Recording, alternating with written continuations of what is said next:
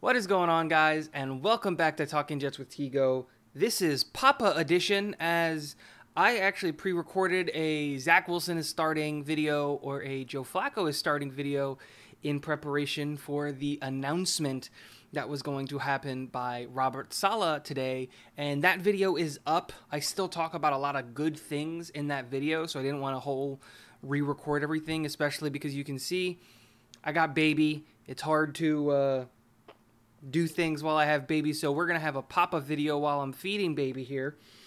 This is Ben, everybody. Introduce him, newest Jets fan. But the big news, the bombshell that drops, is the earliest that we're gonna see Zach Wilson this year is against the Pittsburgh Steelers week 4. Doesn't matter what happens, weeks 1, 2, and 3, we're gonna be seeing Joe Flacco. Now, this is good, I guess, because we're going to give Zach the ability to fully heal. A bone bruise is not something to take lightly. It's something that can linger and turn into something more. And giving him more time to get ready for it is a good thing. Also, Zach being able to see Joe Flacco run this offense against some of the better defenses in the NFL. Having Joe run it against the Baltimore Ravens, who have really good corners and one really good safety in Marcus Williams. The Bengals have a solid team everywhere, all up and down the roster. At the corners, the safeties, the defensive linemen, the linebackers, they're all solid. And they don't really have what I would consider a superstar. I don't consider like Jesse Bates to be in that conversation, but I also don't look at them and say they have a massive hole on their defense either. They've got a lot of really just solid players up and down that defense, and then you go up against Cleveland week 3, and even though our defense should eat Jacoby Brissett alive, I'm not going to take anything away from Cleveland's defense. Myles Garrett is one of, if not the best edge rusher in the NFL. They've got solid outside corners, a really, really good linebacker room, solid safeties. Like, that's a solid defense. And what I think ends up happening here, and the reason I think we made this decision, is because, one, I think we're trying to shelter Zach just a little bit, make sure that nothing can really get to him, I guess is the best way to say it. And like, what I mean by that is, we know how this fan base is, and we're facing two of the best defenses in the league, and one defense who's back like on the come up. Even though there are holes and there are ways that I see that we can beat them, you know, the Baltimore Ravens still have a solid defensive set.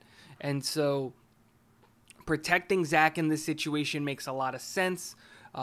Making sure that he's fully healthy makes a lot of sense, and letting Joe Flacco run this team for the first 3 weeks makes a lot of sense. The fear I have now is by running Joe Flacco's weeks 1, 2, and 3 is that I think there's a higher likelihood that we end September, we go another year 0-3 in September, that we don't get a win in September.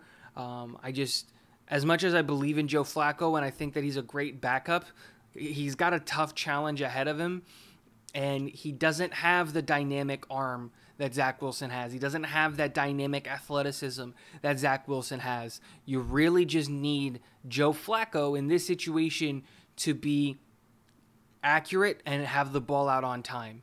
Take his 3-step drop, 5-step drop, 7-step drop, and go through his progression and get the ball out on time. If he can do that with some accuracy and not try to complicate the system, I'm hoping that we can really limit what other teams are doing offensively with our defense.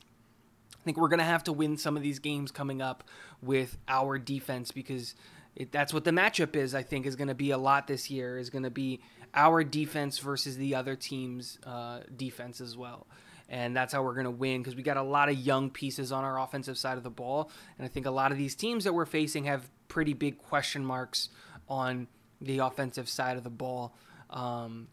Outside of Cincinnati. We know what Cincinnati is, and we just need to keep them low scoring so that we can try to take advantage of the fact that we have some weapons on the offensive side of the ball. Guys, let me know what you think about the news. Zach going to be gone at least 3 weeks.